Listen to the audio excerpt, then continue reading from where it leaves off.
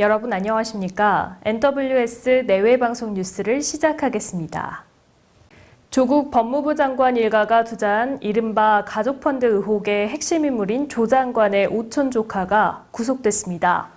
사모펀드 관련 검찰 수사에 한층 속도가 붙을 전망입니다. 조 씨는 조국 장관 가족이 투자한 사모펀드의 운용사 코링크 프라이빗 에쿼티를 다른 사람을 내세워 운영하면서 회사 돈을 빼돌리고 수사가 시작되자 증거인멸을 지시한 혐의를 받고 있습니다. 검찰은 조 씨를 상대로 추가 조사를 이어가는 동시에 정 교수도 조만간 소환할 것으로 예상됩니다. 백신이 존재하지 않는 치사율 100%의 아프리카 돼지열병이 국내에서 발생했습니다. 중국, 베트남을 비롯한 아시아 대부분 국가에 이어 한국도 축산 방역에 구멍이 뚫린 건데요. 농림축산식품부는 17일 경기 파주시 한 돼지 농가를 아프리카 돼지열병 발생 농가로 확진했다고 밝혔습니다. 1920년 아프리카에서 발생한 것으로 알려진 아프리카 돼지열병은 바이러스성 출혈 돼지 전염병으로 사람이나 다른 동물을 제외한 돼지과 동물에게만 감염됩니다. 전염성이 매우 강하고 치사율이 100%에 이르는 것으로 알려졌지만 아직 치료제나 백신이 개발돼 있지 않고 확산할 경우 양돈 산업에 큰 피해를 줄 수 있어 각별한 주의가 필요할 것으로 보입니다. 국회 행안위 소속 민주당 강창일 의원은 앞으로 법률안을 발의할 때 인터넷 등 전자적 방법을 명확히 표시하는 내용의 국회법 개정안을 대표 발의했습니다. 강창일 의원은 현행법에서는 법률안 발의와 제출 시 처리 절차 방법 등에 대한 별도의 규정이 없어 국회 사무관리 규정 등 국회 규칙에 따라 관리되고 있다며 개정안을 통해 불필요한 논쟁을 없애고자 한다고 발의 취지를 설명했습니다. 앞서 지난 4월 패스트트랙 법안 지정 때 민주당은 국회 전자입법 발의 시스템을 이용해 검경 수사권 조정안 관련법을 발의했는데 한국당이 국회법에 조항이 없다고 무효라고 맞서면서 관련 규정 신설의 필요성이 제기돼 왔습니다. 서울구치소에 수감 중인 박근혜 전 대통령이 구속수감 이후 처음으로 외부 병원에 입원했습니다. 형 집행정지로 인한 석방이 아니기 때문에 수술 뒤 증세가 호전되면 곧바로 구치소에 다시 수감됩니다. 지난 2017년 초 구속 수감된 이후 강남 성모병원에서 몇 차례 통원 치료를 받은 적은 있지만 입원하는 건 이번이 처음입니다. 법무부는 박 전 대통령의 왼쪽 어깨 50견 통증이 심각해 외부 병원에 입원해 수술을 받도록 했다고 밝혔습니다. 박 전 대통령은 지난 4월에 이어 이번 달에도 디스크 통증 등을 이유로 형 집행정지 석방을 신청했지만 결정권을 가진 검찰은 두 차례 모두 받아들이지 않았습니다. 사우디아라비아 국영 석유회사 아람코의 최대 석유시설 두 곳이 예멘 반군의 공격을 받아 가동이 잠정 중단되면서 국제유가가 최고 19%가량 크게 올랐습니다. 싱가포르 거래소에서 브렌트류 선물은 장 초반 배럴당 11.73달러 오른 72.95달러로 19% 넘게 올랐습니다. 런던 RC 선물 거래소에서 브렌트유는 배럴당 12.3.5% 상승한 67.66달러에 거래되고 있습니다.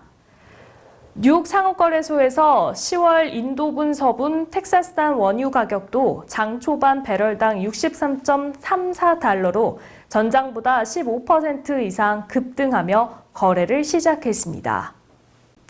앞으로 담배 회사들이 전자담배를 피울 때 필요한 전용 전자장치를 뮤직비디오에 노출하는 등의 방식으로 판매 촉진 활동을 하는 행위가 전면 금지됩니다. 보건복지부는 전자담배를 피울 때 사용하는 흡연 전용기구 등을 판매하기 위해 소비자에게 금품이나 체험, 시연 등을 제공하는 행위를 금지하는 국민건강증진법 일부 개정안을 제2법 예고했다고 밝혔습니다. 또 영리를 목적으로 흡연 전용기구 등의 사용 경험이나 비교 등의 정보를 인터넷에 유포하지 못하게 하고 이를 어길 경우 300만 원 이상, 500만 원 이하의 과태료를 부과하도록 했습니다. 실물 종이증권 없이 전자증권만으로 증권의 발행과 유통, 권리 행사가 이뤄지는 전자증권제도가 16일부터 시행됐습니다. 전자증권제도 적용 대상은 상장 주식과 채권 등 대부분의 증권으로 실물 없이 전자등록 방식으로만 발행할 수 있고 전자등록으로도 증권에 대한 권리 취득과 행사 및 이전이 가능해집니다. 어제 오전 열린 전자증권제도 시행 기념식에서 은성수 금융위원장은 전자증권제도 도입으로 비효율은 사라지고 절차는 단축된다며 정보를 활용한 핀테크 혁신이 가속화될 것이라고 기대했습니다. 네, 한동안 연예계 마약 파동으로 많은 팬들이 상처를 받았었죠. YG 엔터테인먼트 소속 그룹 아이콘의 전 멤버인 BI의 마약 의혹 수사 중인 경찰이 추석 연휴가 끝난 이번 주 BI를 소환할 것으로 알려졌습니다. BI는 과거 활동 때 대마초 구매 의혹을 받고 있으며 당시 이에 대한 경찰 수사에 양현석 전 YG 대표가 개입했다는 의혹도 제기된 상태인데요. 먼저 경찰은 BI에게 대마초 구매를 요구받았다고 주장한 공익 제보자 A씨를 먼저 불러 사실관계를 확인한 뒤 이번 주 내로 BI를 소환할 방침입니다. 남자 탁구 대표팀이 도쿄올림픽 전초전인 아시아선수권 대회에서 홍콩을 꺾고 단체전 준결승에 올랐습니다. 김택수 감독이 이끄는 대표팀은 인도네시아에서 열린 대회 남자 단체전 8강에서 장우진과 이상수, 정영식을 앞세워 홍콩을 3대2로 물리쳤습니다. 재작년 중국 대회에서 은메달을 수확한 대표팀은 4강에 올라 동메달을 확보했습니다. 네, 지난 15일 오후 자유한국당 황교안 대표와 나경원 원내대표 등 당 지도부와 의원 및 당원을 비롯한 지지자들이 여의도 국회 본청 계단에서 자유한국당 추석 민심보고대회 등을 개최했습니다.